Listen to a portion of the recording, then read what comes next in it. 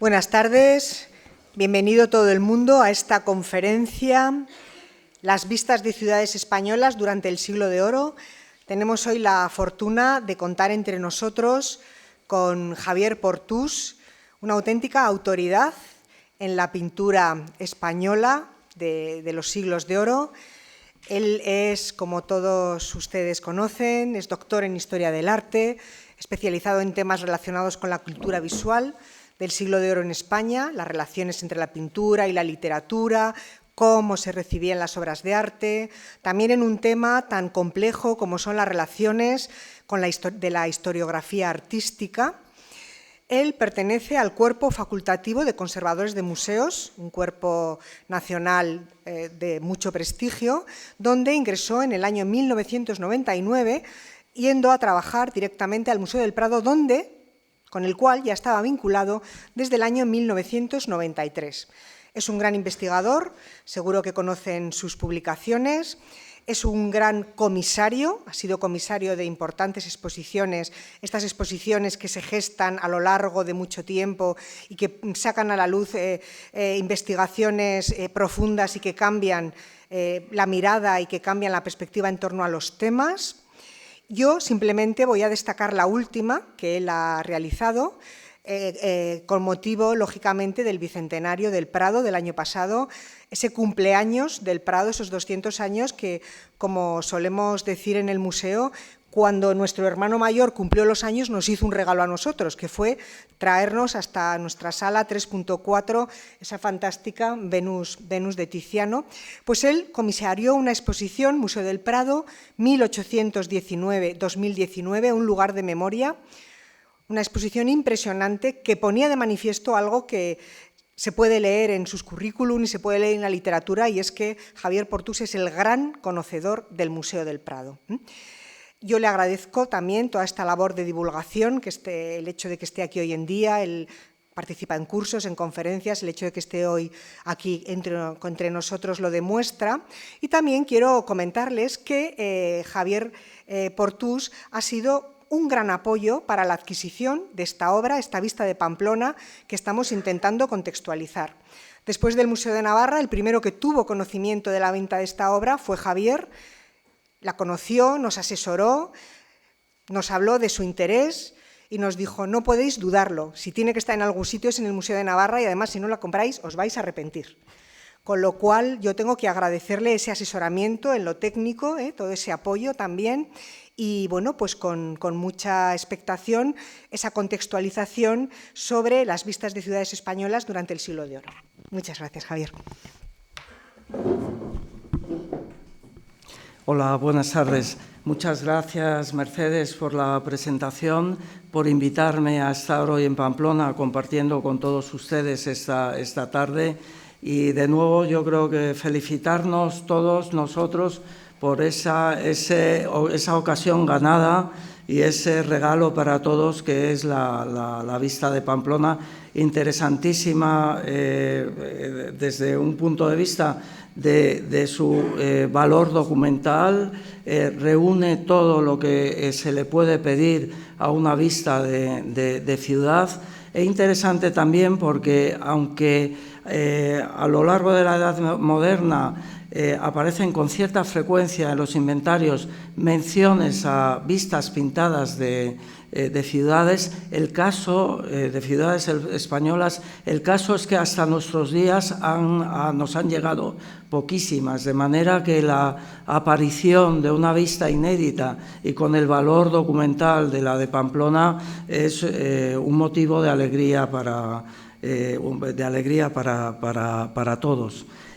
Yo, antes de entrar en materia con el tema de las vistas de ciudades españolas en la Edad Moderna, quiero hacer una serie de una serie de excursus. En primer lugar, señalar hasta qué punto es un género que, si bien, como digo, del que no nos han quedado muchas obras, sin embargo, varias de las obras que nos han quedado son obras importantes, es un género inexcusable para la historia de la pintura española, y como ejemplo tenemos esta pantalla en la que aparecen la vista de Toledo del Greco, la vista de Zaragoza de Mazo o el perfil de Madrid en uno de los cartones para tapices de Goya, que son en todos los casos obras muy importantes de sus respectivos autores y obras que nos hablan hasta qué punto ese género o subgénero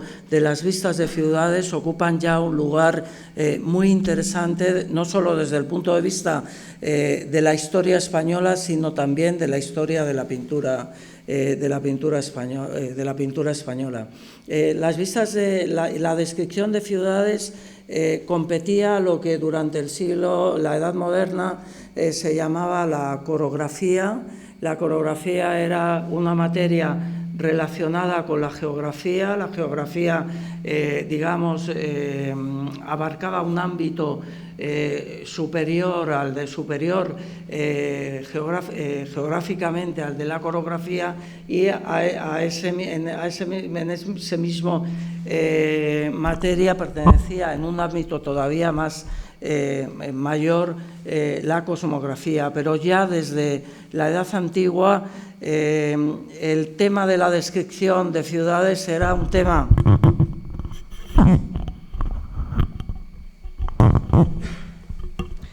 singularizado y al que se le daba un lugar específico dentro de las materias del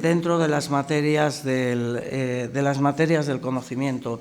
Y desde la Edad Antigua, respecto a esa descripción y a esa definición de ciudad, nos ha llegado una diferenciación a través de los términos urbs y civitas. A través del término urb se está designando la ciudad como realidad física, es decir, el entorno que rodea a la ciudad, sus murallas, sus plazas, sus edificios principales. Frente a eso se alzaba el término civitas, que se refería a una realidad social e histórica. La ciudad en cuanto a un conjunto de personas que lo pueblan, y en cuanto a colectividad que asimismo ha tenido un pasado. En las vistas de ciudades en España en la Edad Moderna, como iremos viendo a lo largo de estas charlas, siempre está presente el concepto de urbs, y casi siempre está presente el concepto de civitas, la idea de que de una ciudad forma parte tanto su realidad física como su realidad social y su realidad histórica. Y la ciudad en la España de la Edad Moderna tenía una importancia muy grande desde el punto de vista de las identidades colectivas y de las identidades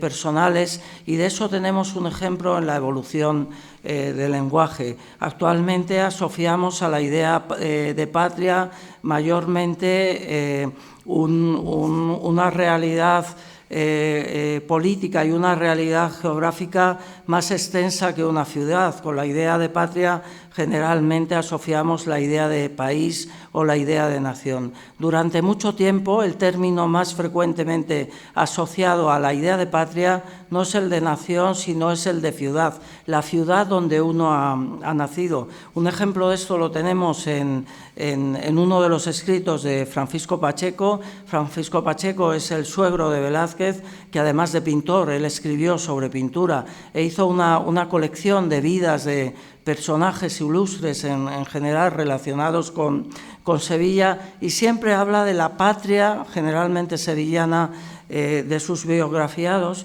y en algún caso es más explícito. Por ejemplo, al tratar de Pedro de Mesa, indica que con él, y cito textualmente, justamente se debe honrar tanto nuestra nación como su patria, que es esta esclarecida ciudad de Sevilla. La ciudad es el ámbito inmediato que modela la conciencia, la identidad personal de las gentes. Representaciones de ciudades ha habido en la cultura occidental desde épocas muy antiguas y en el resto de culturas también han sido frecuentes. A lo largo del tiempo, sin embargo, han ido cambiando esas representaciones y, sobre todo, han ido cambiando desde el punto de vista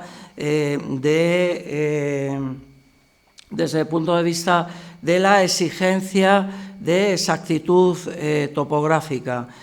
Durante gran parte de la Edad Media, a la hora de representar una ciudad, no era imprescindible el representarla a través de edificios o elementos urbanos que la distingan unas de otras, sino que generalmente se distinguía una ciudad de otra simplemente a través de la escritura. En este caso, esto es una ciudad amurallada, sabemos que es Sevilla por el texto que la acompaña, y eso ocurre a lo largo de buena parte de la Edad Media, donde no estaban desarrollados o no interesaban desarrollar los instrumentos descriptivos que permitían diferenciar una ciudad de otra, pero poco a poco se van haciendo progresos. Esto es San Jorge de Pere Nissar, que lo que representa al fondo es una ciudad que más bien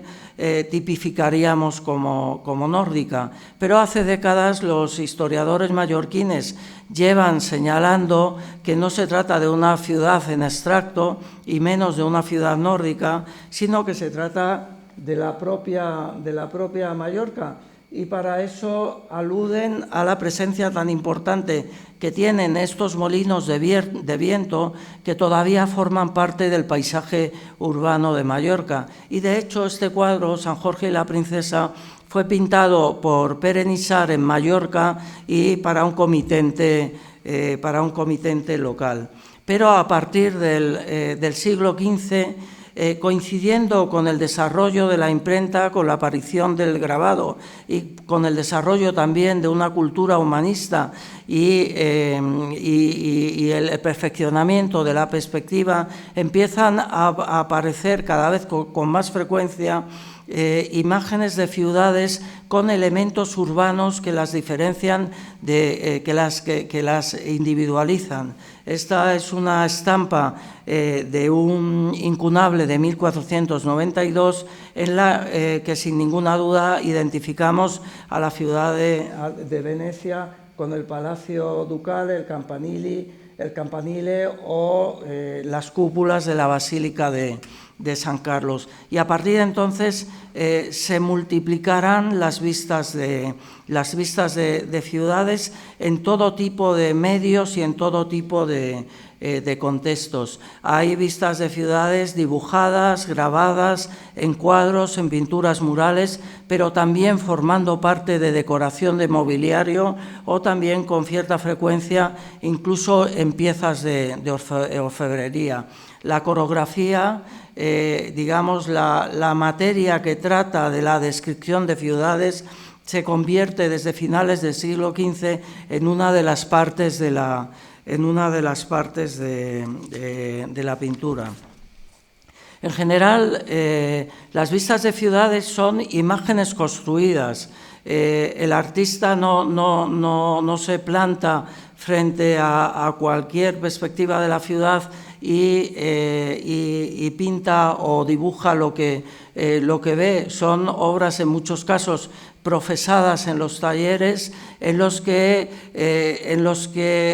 los datos urbanos son profesados de manera que se nos da una visión ideal de la ciudad, de forma que los edificios más característicos aparecen con mucha frecuencia a una escala mucho mayor de la que les corresponde en la realidad, con mucha frecuencia son ciudades en las que, a diferencia de lo que era la realidad urbana de la época, las calles están rectificadas, están en línea recta, abundan plazas que en realidad no existen. En la mayor parte de los casos en los que nos enfrentamos ante una vista de ciudad, de alguna manera tenemos que hacer el ejercicio de construcción, de una vez vista esa representación de la ciudad, preguntarnos cuál ha sido el proceso del artista y qué relación tiene esa vista de la ciudad con lo que era la realidad urbana de esa población, que en muchos casos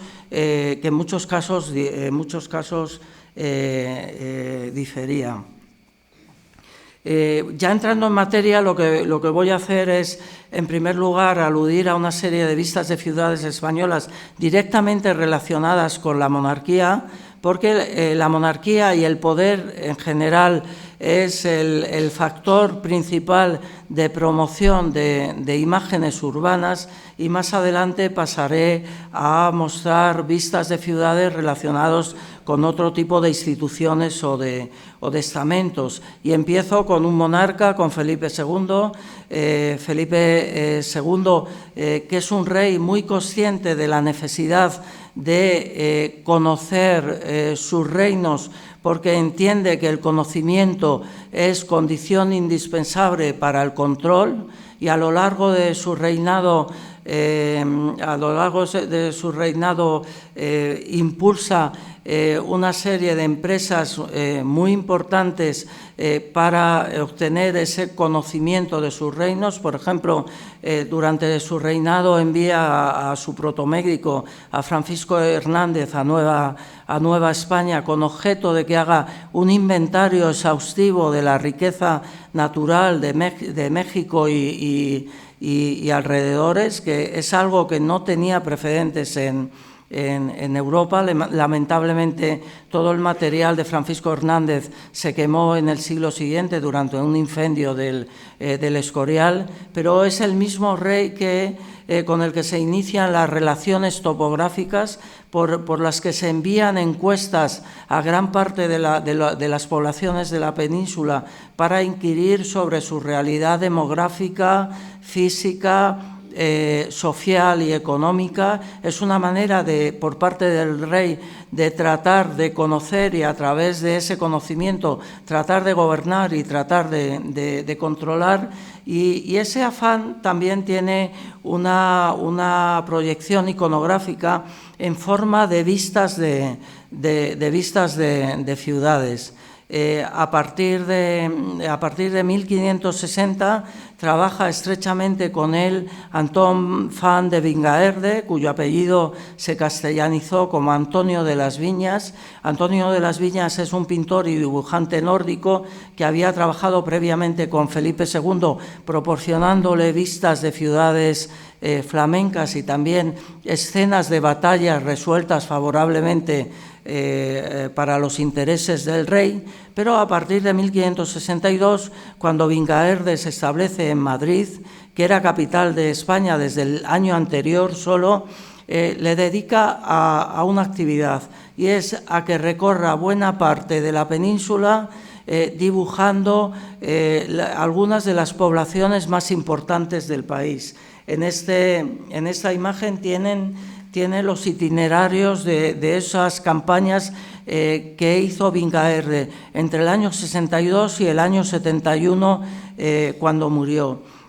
Actualmente se conocen más de 90 dibujos y acuarelas suyas que representan en torno a 60 poblaciones distintas españolas. Felipe II facilitaba la tarea de Vingaerde dando instrucciones a los ayuntamientos para que le facilitaran los medios necesarios para levantar vistas como estas. Actualmente están dispersas, la mayor parte se conserva en la Biblioteca Nacional de Viena, pero también hay algunas en el British Museum de Londres y en el Ashmolean de Oxford. Son en general vistas de gran tamaño, la mayor parte de los casos hechas a la Guada y, como digo, representan en torno a las 60 poblaciones españolas. Son vistas hechas del natural. Vincaerde conoce todas y cada una de estas poblaciones. De hecho, en muchas incluye un letrero en el que, aparte de su firma, indica que está tomada del natural. En general son vistas desde una perspectiva alta. Esa perspectiva alta a Vincaerde le proporciona dos cosas. Por un lado, la posibilidad de representar el conjunto urbano, no solo el perfil urbano, sino todo su conjunto, como ven en estas imágenes, y esa perspectiva alta le proporciona a Vincaerde también la posibilidad de representar el territorio donde se sitúa la ciudad, el área de influencia inmediata de la ciudad, que se considera tan importante como la propia ciudad. Lo ven aquí en la parte superior, en el caso de Valencia, con el río Turia, la llanura y a la izquierda el mar, y en el caso de Alcalá de Henares, al fondo la vega del Henares y las colinas que limitan Alcalá por el sur. Y son vistas muy precisas desde un punto de vista topográfico, pero al mismo tiempo son vistas, en cierto sentido, mentirosas, porque en los alrededores de Valencia, desde la zona donde supuestamente está tomada la vista de Valencia, no hay ninguna elevación que le permita a Vincaerde tener ese dominio de la ciudad de Valencia. Es una vista construida a base del conocimiento como en un puzzle de la distinta parte de la ciudad.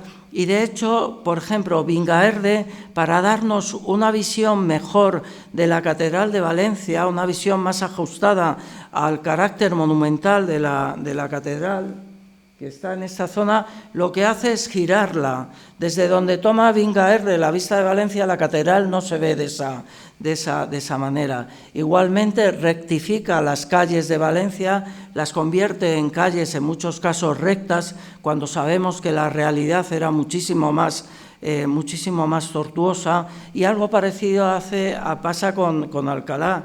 En los alrededores de Alcalá hay elevaciones en esta zona, más allá del río Henares, pero al norte de Alcalá, que es al noroeste de Alcalá, que es de donde está tomada la vista, no existe ningún lugar elevado que permita una visión como la que nos ofrece Vincaerde, que por otro lado son salvando, digamos, este carácter construido que es prácticamente inherente no solo a cualquier vista de ciudad en esa época, sino también a cualquier paisaje de esa época. La idea de la instantánea y del paisaje espontáneo y de la vista tal cual es algo moderno. En esta época todo es mucho más elaborado y mucho menos espontáneo, pero aún, como digo, esas 90 obras de Vincaerde constituyen la ventana más importante que tenemos para asomarnos a la realidad física española en la época de Felipe II. En muchos casos él señala los hitos topográficos o los hitos urbanos en sus propias vistas, al mismo tiempo que Vincaerde recorría España al servicio de Felipe II. Había otro artista del norte, Joris Hofnagel, que estaba haciendo lo mismo, pero no al servicio del rey, sino al servicio de una empresa editorial. A finales de los años 60 y en los años 70, Hofnagel sobre todo recorre el sur de la península haciendo dibujos de las principales poblaciones que luego se integrarían en el Civitatis Orbis Terrarum, que es una obra enciclopédica en varios volúmenes en las que se recogen cientos de vistas de ciudades fundamentalmente europeas y que nos hablan del auge que para entonces estaba teniendo la coreografía, la descripción de ciudades en toda Europa. Y al igual y como vemos en esta vista de Barcelona, tanto Vingaerde como Hofnagel también se permiten múltiples licencias, ¿no? Esta es la vista de Granada del Civitatis Orbis Terrarum. Hay una diferencia entre Hofnagel y Vingaerde, y es que Vingaerde lo que representa básicamente es la URSS, lo que representa básicamente es la ciudad como realidad física, entre otras cosas porque lo que le interesaba a Felipe II es una información física precisa de las distintas ciudades. En el caso de Hofnagel, como sus vistas iban a integrarse en una obra mucho más general y una obra destinada a gentes de toda Europa, le interesa la idea de civitas, la idea de representar no solo la realidad física de la ciudad, en este caso Granada, con la Alhambra y sus distintas el Albaicín o la zona de la catedral, sino que le interesa también que haya una representación de la realidad social. En sus vistas, por ejemplo, les gusta en primer término incluir personajes que visten los trajes que se consideran característicos de esa zona del mundo. Está un poco uniendo esas dos concepciones distintas de ciudad, ¿no? Estos son los lugares que recorre Hofnagel dibujando las vistas para el Civitatis Orbis Terrarum.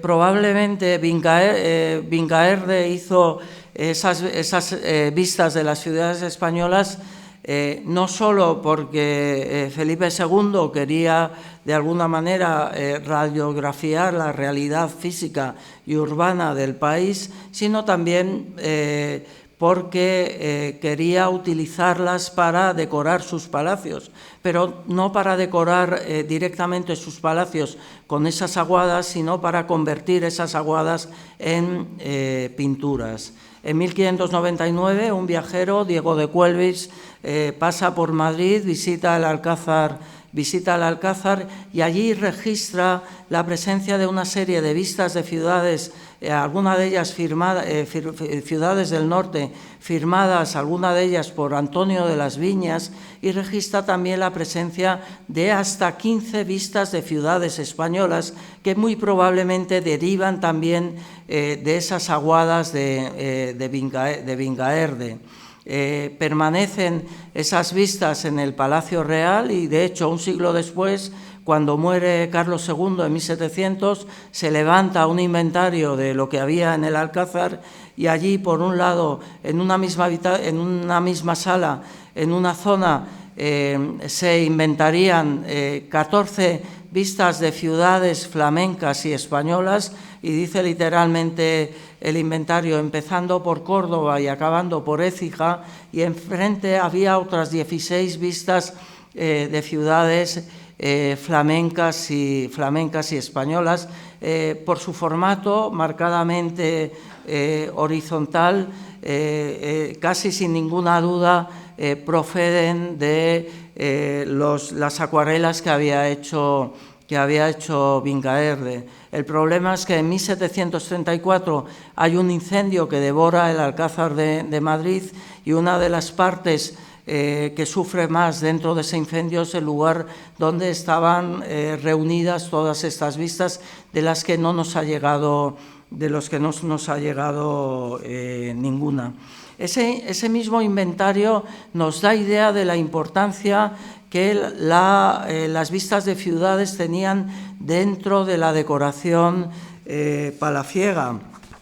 Por ejemplo, aparte de esas 30 vistas de Flandes y España que he mencionado, se identifican vistas de Nápoles, Londres, Lisboa, Siracusa, La Coruña, Burgos, Ostende, Madrid, Bruselas, Roma, Málaga o o el Escorial, y eso sin contar los otros sitios reales en los que también abundaban las vistas, o el propio Escorial, donde había toda una sala dedicada a cuestiones topográficas, sobre todo a mapas. Algunas de estas vistas tienen que ver con sucesos relacionados directamente con el devenir de la monarquía, sobre todo con las visitas que hacen los reyes a distintas ciudades que entraban bajo sus dominios. Por ejemplo, en ese inventario se cita una pintura de Lisboa y su puerto con la entrada de Felipe III. Felipe III fue a Portugal en 1619 para ser jurado como rey de Portugal, y de eso quedan bastantes relaciones, y también quedaba este cuadro que ha desaparecido. También se cita en ese mismo inventario las entregas de las señoras infantas reinas de España y Francia del año de 1615 sobre el río Bidasoa. Es este cuadro que está actualmente en el Monasterio de la Encarnación, que lo que muestra es el Bidasoa con la isla de los Faisanes y esas dobles bodas por las que Felipe IV se casaba con Isabel de Francia, y Ana y su hermana Ana pasaba a Francia, ¿no?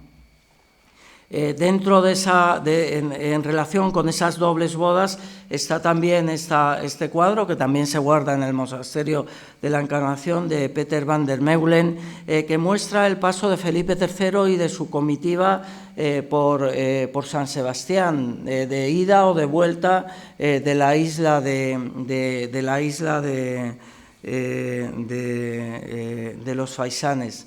En muchas ocasiones eran la propia monarquía las que encargaban este tipo de obras para celebrar algún suceso relacionados con ellos mismos. Era una manera de ir creando una memoria histórica visual de los hechos fundamentales del devenir de la familia real. En otros casos eran los ayuntamientos aquellos que tomaban la iniciativa de encargar una vista de carácter topográfico que en algún caso regalaban a los propios reyes. Así Palomino, en la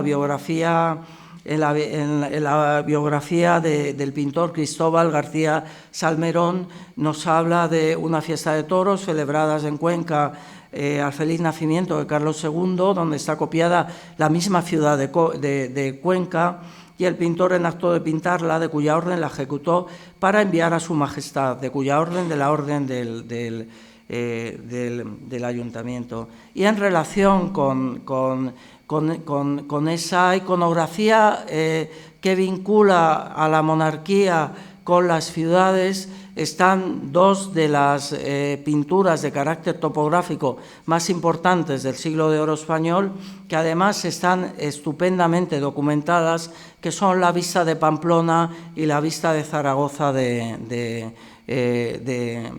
Mazo. Ambas acabaron en las colecciones reales, pero la vista de Pamplona sufrió mucho durante el incendio de 1734 y fue desgajada en al menos 3 fragmentos. Lo que nos ha quedado es una copia realizada por el propio Mazo, que fue de la colección del Marqués del Carpio, y ahí está en son 2 obras muy bien documentadas, porque prácticamente en la misma época en la que Mazo las estaba pintando, un importante historiador aragonés, Juan Francisco Andrés de Hurtarroz, escribió un libro en el que dedicó un capítulo a la vista de Pamplona y sobre todo a la vista de Zaragoza. Por Hurtarroz sabemos lo que ven ustedes en pantalla, que Baltasar Carlos encargó a Martínez del Mazo, que era su pintor, que pintase la ciudad de Pamplona de punto bajo, y le advirtió que para hermosearla pusiera en los términos más propincuos a los ojos diversidad de figuras, así de hombres como de mujeres, en traje guipuzcoano, vizcaíno, roncalés y provinciano, cuya variedad y edificios son hermosa detención de la vista. De hecho, De hecho, volvemos a estar ante una pintura coreográfica en la que al concepto de Ur se superpone el concepto de Civitas.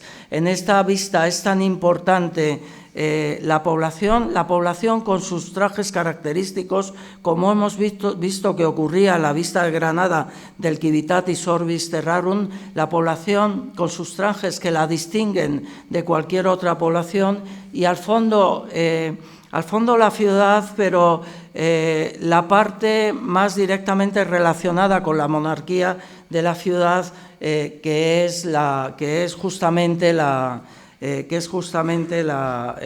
ciudadela. Bueno, de vez en cuando van apareciendo fragmentos del original de Mazo. Esta es una obra que apareció hace como un año o dos, que seguramente es un fragmento de ese original que se malogró durante el incendio del Alcázar y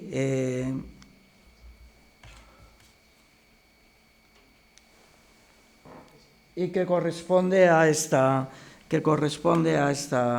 parte, ¿no?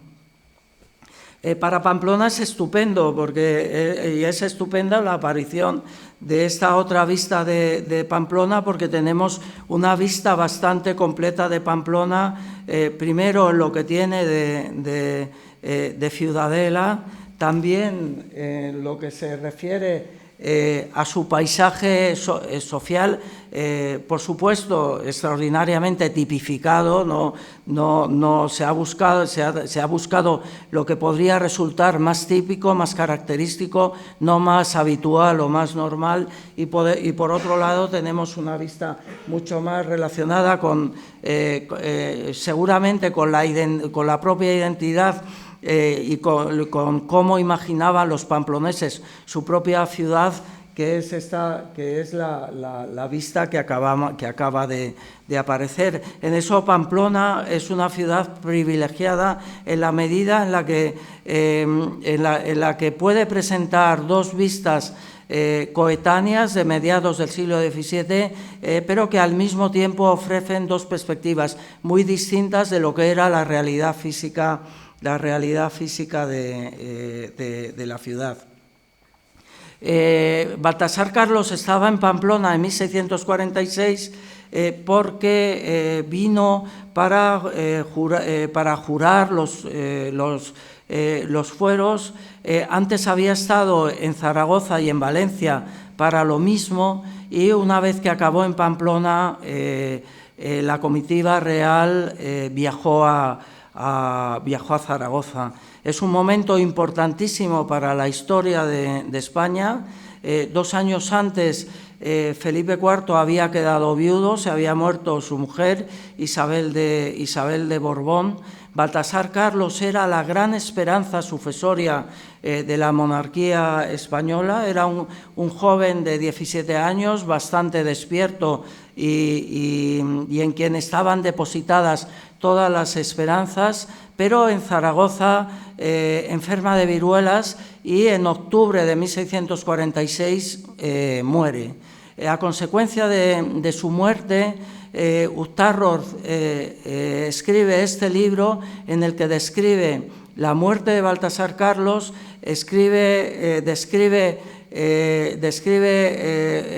el itinerario anterior desde que viajan a Zaragoza, de Zaragoza a Valencia, luego a Pamplona, de vuelta a Zaragoza, y describe también las honras fúnebres. Y como les decía antes, dedica un capítulo entero a describir la vista de Zaragoza y en parte la vista de Pamplona. Y de hecho ese capítulo, que es una de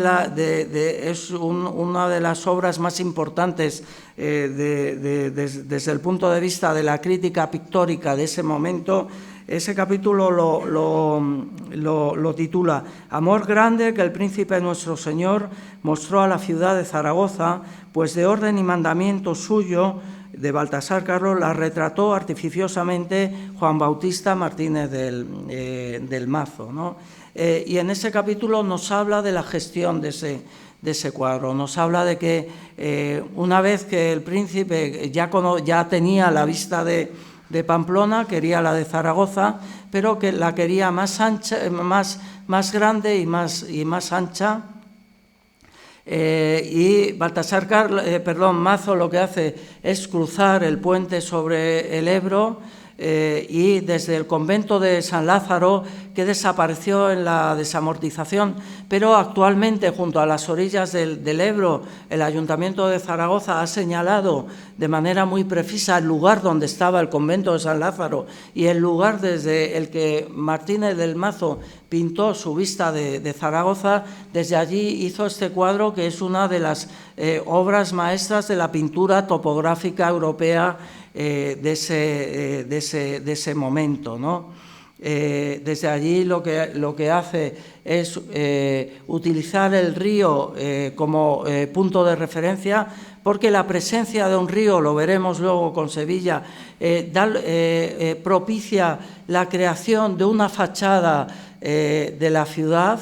El río propicia ver la ciudad desde la otra orilla del río y con perspectiva, y normalmente cuando una ciudad tiene un río importante, gran parte de sus edificios importantes de alguna manera asoman a este río, como ocurre en Zaragoza, donde vemos desde el Aseo, pasando por la Lonja, la Diputación, el Pilar, hasta la Torre Nueva, que desapareció, como saben, en el siglo XIX. Uztarroz subraya la importancia que tiene este cuadro, indicando que aunque Baltasar Carlos fue quien se lo encargó, y aunque Baltasar Carlos murió mientras Martínez del Mazo estaba ejecutando la obra, Felipe IV tuvo empeño en que el pintor acabara el cuadro. En medio del dolor por la muerte de su hijo, nos dice Uztarroz, Felipe IV se empeñó en tener la vista de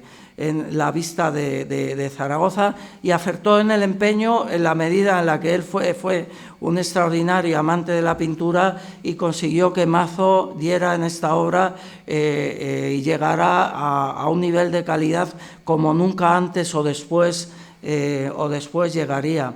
De nuevo estamos ante una vista de la ciudad en términos no solo de realidad geográfica, sino también de paisaje social, en términos de Quívitas. Es una obra apuradísima desde el punto de vista de la información documental, pero también desde el punto de vista ambiental, desde el punto de vista de la perspectiva. Es estupendo cómo Mazo va graduando lo que son las orillas del río y creando una serie de escalones en los que se van disponiendo a distinta escala las figuras, de manera que da una sensación muy verídica de profundidad y de espacio, y son unas orillas en las que están ocurriendo cosas. Mazo ha tratado de manera muy cuidadosa el tema de la luz. Es muy interesante estudiar todo el juego de sombras y entender hasta qué punto fue cuidadoso Mazo a la hora de describirlas. Y a través de las sombras nos está describiendo la hora en la que está ocurriendo este suceso. Es una hora temprana de la mañana, porque las sombras, como pueden ver ustedes, están proyectando de manera muy cuidadosa de este a oeste. Es un cuadro en el que el protagonismo la tiene Zaragoza, pero dentro de Zaragoza aquí hay una comitiva en la que se representa a Felipe IV entrando en la ciudad. Es una obra que tiene una historia material compleja. Mazo en un primer momento incluyó, como era habitual en las vistas de ciudades, referencias de carácter heráldico a la Corona de Aragón o a Zaragoza, y también referencias de carácter religioso a través de la Virgen del Pilar. Casi con toda certeza, en vida de Mazo, el propio Mazo borró esto, seguramente porque entendió que desde el punto de vista de la construcción perspectívica del cuadro, estos tres elementos en la parte superior eran elementos muy invasivos que dificultaban la lectura formal de la obra, y en el propio siglo XVII esa parte superior quedó borrada. Y esta es una obra en la que son identificables personajes concretos. Este es Baltasar Carlos, identificado no solo por su juventud, sino también porque es el único personaje que está junto a un caballo del que se ha apeado, lo que le distingue desde un punto de vista protocolario del resto de las personas que aparecen a las orillas del río. Este se ha identificado con el arzobispo mercedario de Zaragoza. Y este personaje es el propio pintor Juan Bautista del Mazo, que viste con una indumentaria frecuente los artistas de su época. Es, por ejemplo, muy parecida a la que en esos mismos años está utilizando Poussin para autorretratarse, y que está señalando con la mano derecha a la ciudad de Zaragoza. Un cuadro que siempre ocupó un lugar importante en las colecciones reales. De hecho, uno de los grandes cortesanos de esa época y grandes coleccionistas de esa época, Gaspar de Haro, no paró hasta que el propio Mazo le hizo una copia, tanto de este cuadro como de la vista de Zaragoza. Y como gran ejemplo de hasta qué punto en una colección real este tipo de pintura se apreciaba, tenemos ese hecho de la dedicación de un capítulo concreto de la obra de Uztarroz a alabar y describir este cuadro. De la calidad de este cuadro hay una prueba, y es que hasta muy recientemente han sido muchos los historiadores que han querido ver la mano de Velázquez en él. Algunos sostenían que la descripción paisajística es de una calidad solo al alcance de Velázquez. Otros, en cambio, señalaban que la mano de Velázquez hay que verla en el conjunto de personajes que hay en primer término. Sin embargo, a través de Uztarroz sabemos que antes de finales de 1646, cuando Mazo está en Zaragoza, él ya tenía avanzada la parte de la ciudad y tenía también dispuesto que en primer término se iban a ir sucediendo una serie de personajes. En cualquier caso, me gustaría recalcar hasta qué punto una obra con un tema como el de una vista de una ciudad podía ser considerado en 1646 una obra importantísima desde el punto de vista coleccionista y artístico. Además de vistas de ciudades, los palacios reales abundaban en vistas de ellos mismos, de los propios palacios reales, de otros sitios reales. El Escorial era frecuentísimo, o también hay toda una colección de cuadros españoles de la década de 1630 vinculada a las colecciones reales, en las que va mostrando los diferentes palacios, en este caso el Buen Retiro, pero también el Alcázar. Hay vistas también de Aranjuez, del Escorial, de Balsaín, etcétera, etcétera. Era una manera de ver por parte de los monarcas, de ver sus propiedades como en un espejo. Los nobles también querían ver en la decoración de sus palacios un reflejo de su propia biografía. por ejemplo, el marqués de Santa Cruz, que se había pasado gran parte de su vida peleando por medio mundo, por los mares de medio mundo, y conocía gran parte de los puertos europeos, cuando tiene que decidir la decoración de su palacio del Viso del Marqués, al sur de Ciudad Real, incluye un número importante de vistas de ciudades que tienen que ver consigo mismo, como esta vista de Génova, o, por ejemplo, en el inventario de los bienes. En el inventario de los bienes que tenía el duque del Infantado en 1601 aparece una vista de Buitrago, aparece una vista de Guadalajara, aparece una vista de la casa de recreación que el duque del Infantado tenía en Buitrago. No es ninguna casualidad, Buitrago y Guadalajara son dos poblaciones estrechísimamente vinculadas a la casa del Infantado. Y también una relación entre vistas de ciudades e itinerario personal de uno de sus dueños se puede documentar en estos dos cuadros, que son dos de las obras maestras de la pintura coreográfica europea. Son dos de las vistas de Toledo que hace el Greco, una en el Museo del Greco de Toledo y otra en el Museo Metropolitano de Nueva York. Son vistas coetáneas, a pesar de sus diferencias. Están hechas en los 10 últimos años de la vida del Greco, y en 1629 se documentan en el inventario de bienes que dejó a su muerte Pedro Salazar Mendoza.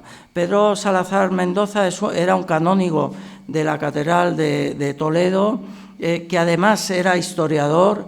Escribió una historia de los arzobispos de Toledo, además de historias de varios santuarios de la ciudad.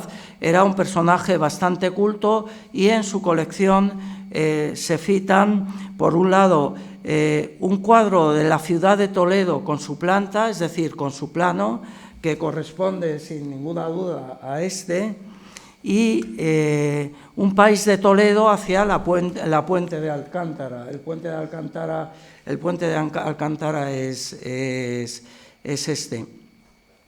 Como digo, son dos obras del Greco que tienen muchas cosas en común, y también son obras del Greco muy diferenciadas entre sí. La izquierda es un cuadro repleto de información topográfica.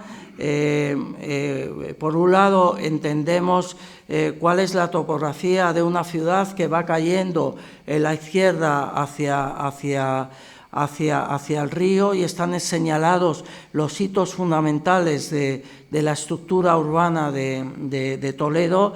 Esa información tan precisa se hace todavía más precisa a través del plano que en primer término presenta a un personaje que se identifica con el hijo del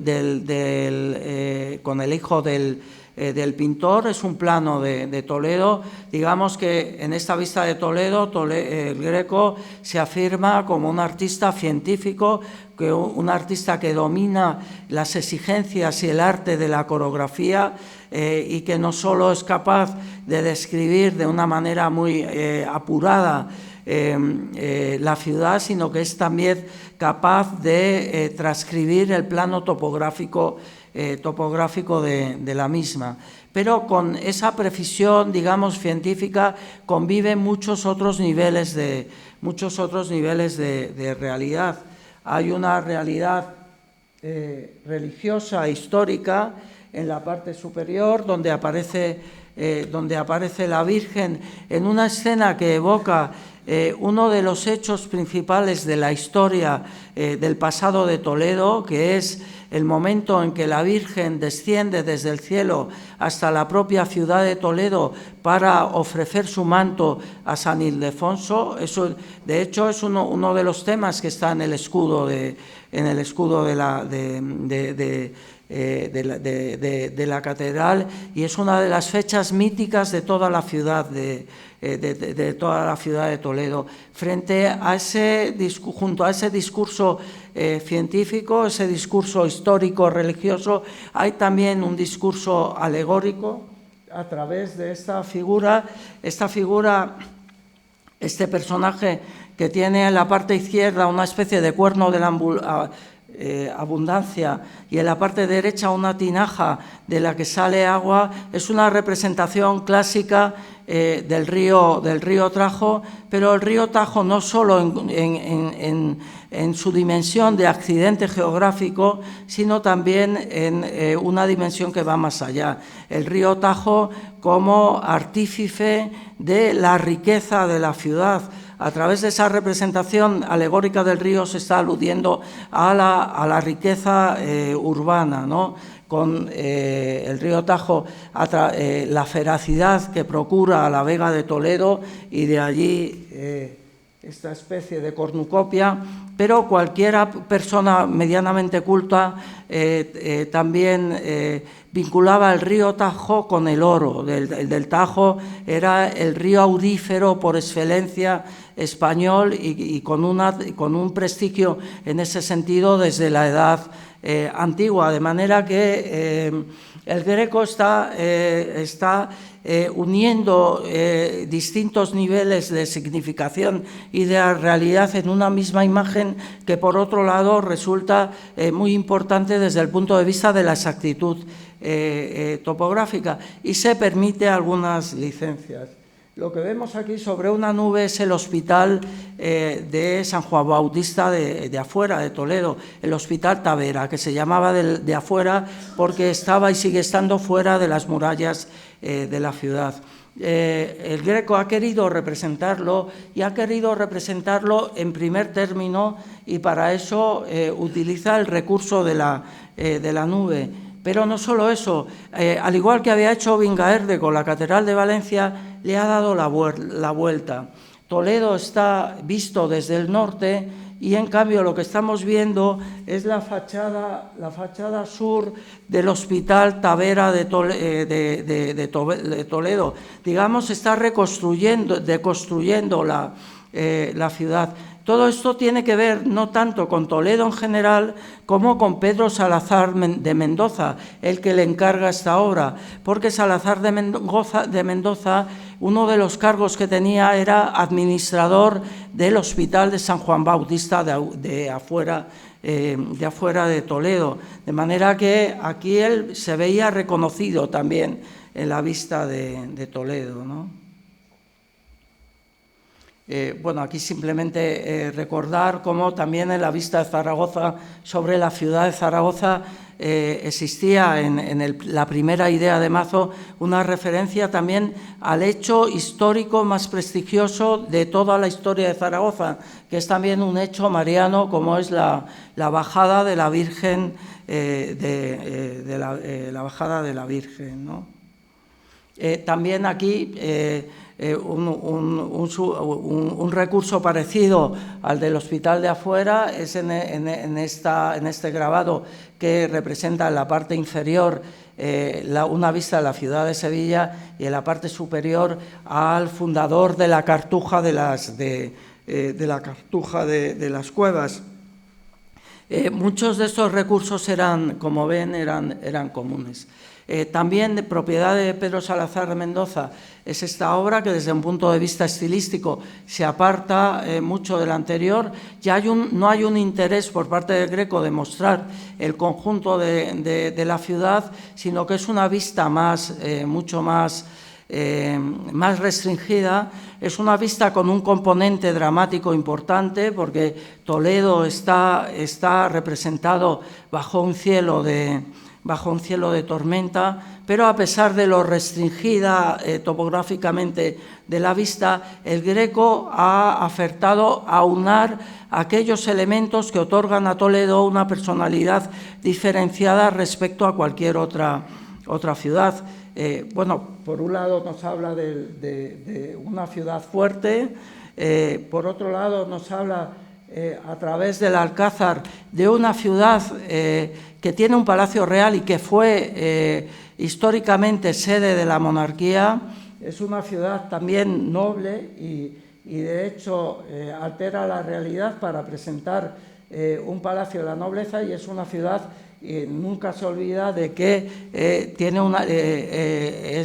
es la catedral primada de España. Y el Greco insiste en algo muy frecuente en las vistas de ciudades. Las ciudades no se limitan a sus murallas, y lo que hay dentro de sus murallas, como veíamos en Vingaerde, tan importante como el conjunto urbano es lo que le rodea, porque en relación con lo que rodea a una ciudad también podemos medir la importancia, el grado de civilidad de la ciudad.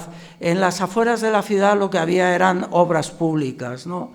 Y aquí lo subraya muy bien el Greco a través del puente, a partir del puente de Alcántara o a través de las aceñas del Tajo. Y es muy frecuente en la representación de ciudades incluir esos alrededores. En la de Pamplona vemos está el Batán, por ejemplo, porque eso también es lo que hace ciudad, el tipo de obras públicas, el tipo de industrias de las que se rodea la ciudad, y aquí el Greco ha tenido mucho cuidado en subrayarlo. Por otro lado, el Greco altera también la topografía real de Toledo, altera el curso del Tajo, altera también la proporción del Alcázar y de la catedral respecto a los otros edificios, y eso es algo, porque como digo, son imágenes muy construidas.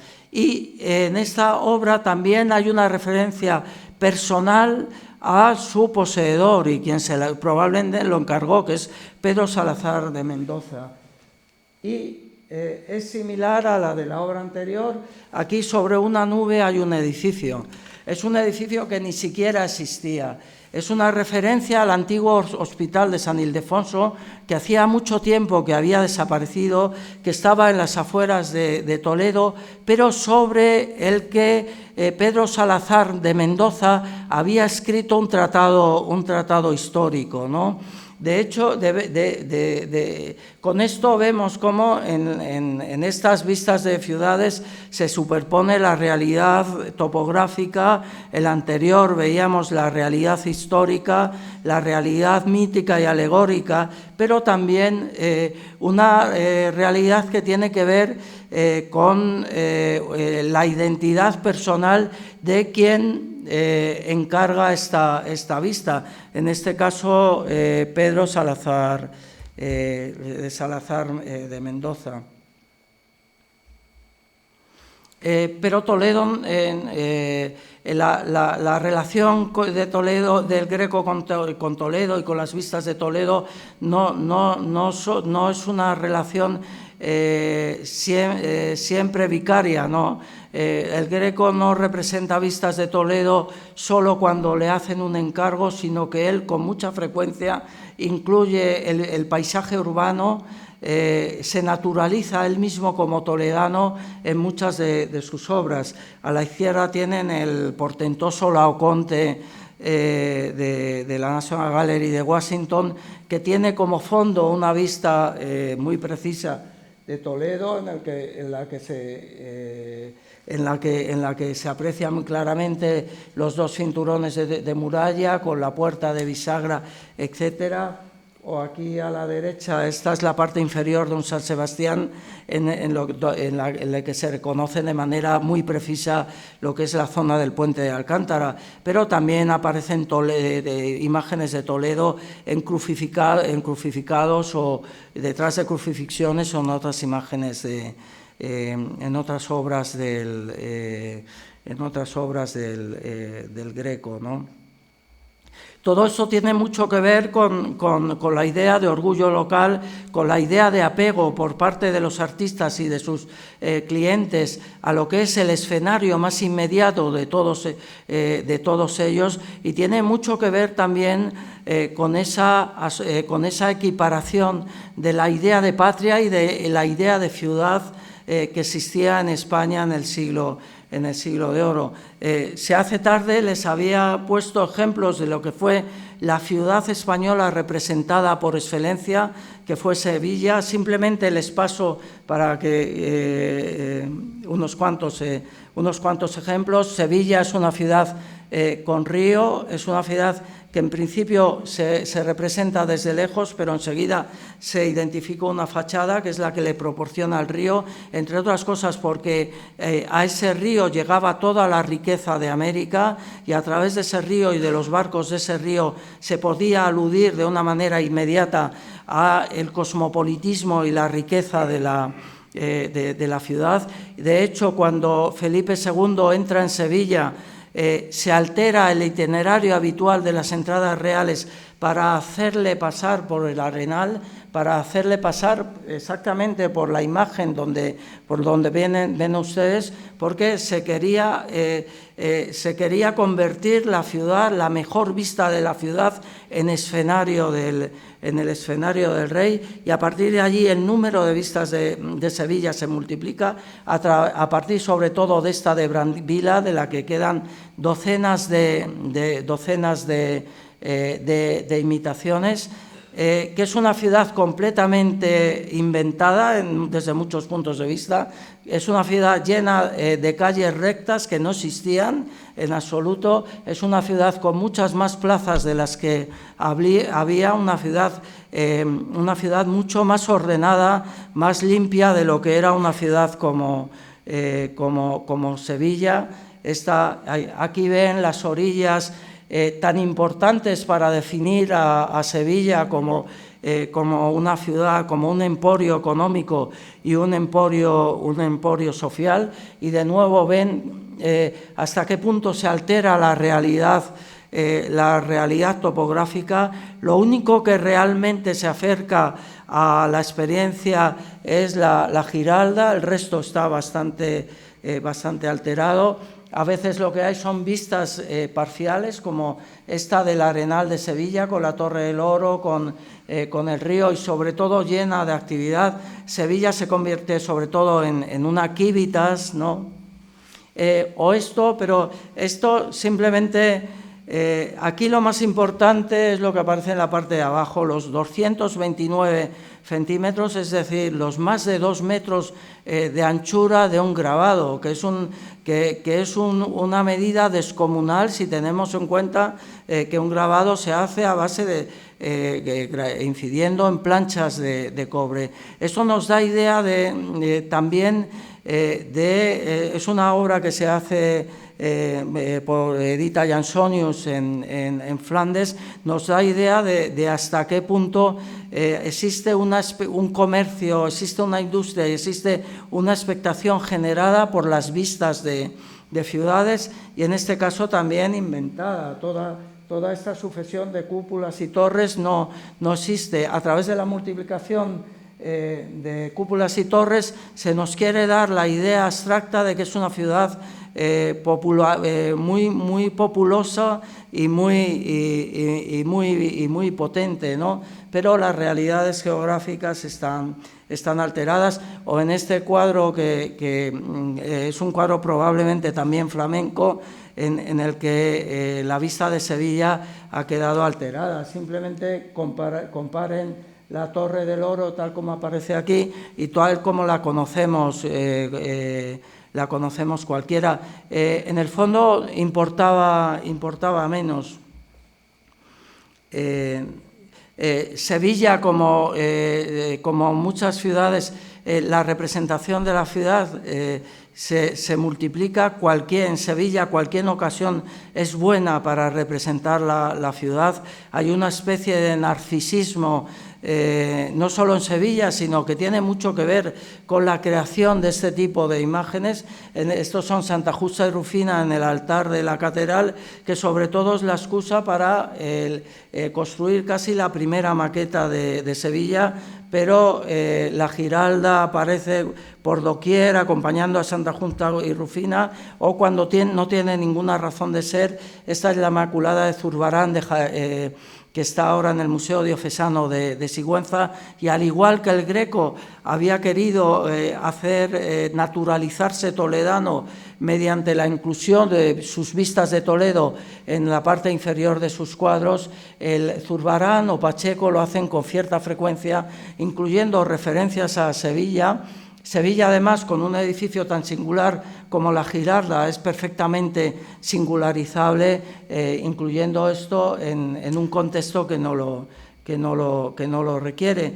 Esto también nos habla de uno de los intereses de la vista de Pamplona que ahora disfrutamos todos en el Museo de Navarra, y es que después de muchas de las vistas que hemos estado viendo a lo largo de esta conferencia, tenemos, yo creo, que asombrarnos y encantarnos de hasta qué punto es una vista en la que la precisión descriptiva, el describir las cosas tal como se suceden dentro del perfil de la ciudad de una manera veraz, preside toda la ejecución de la obra. En ese sentido, no tengo más que, yo creo que congratularme con todos ustedes y con todos los que vengan al Museo de Pamplona por la posibilidad de poder ver este cuadro colgado en sus salas. Y muchas gracias, eso es todo.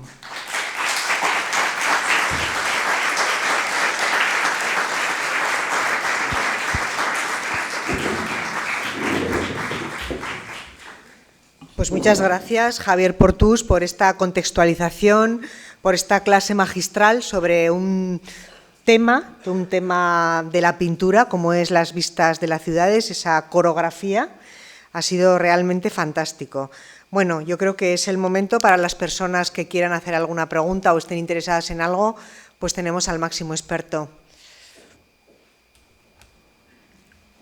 Sí, Clara Fernández Ladreda.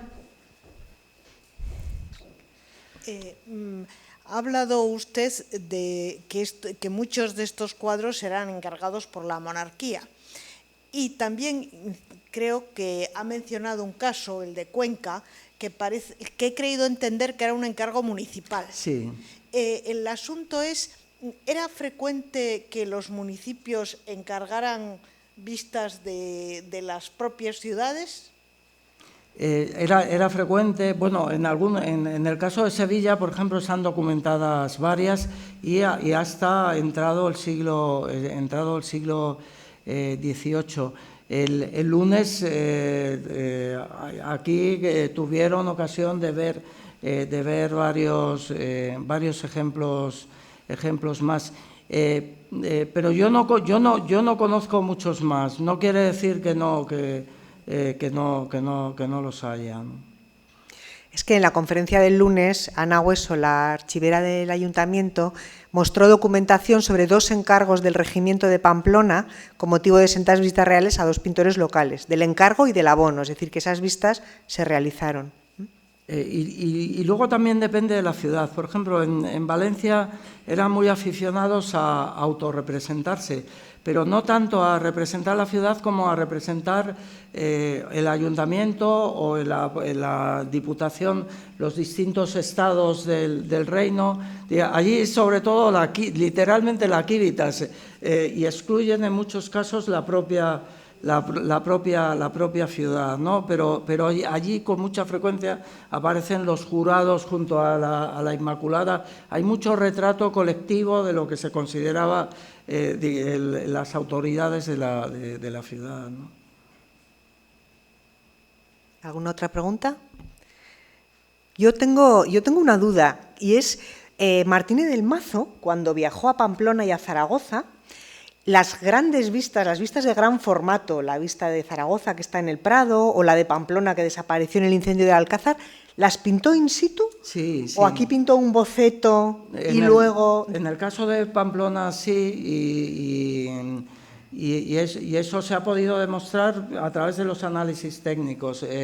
Mazo en Madrid utiliza un determinado tipo de preparación En el caso de Pamplona, en el caso de Zaragoza, el tipo de preparación tiene que ver con la composición química de la tierra que hay en el Valle del Ebro.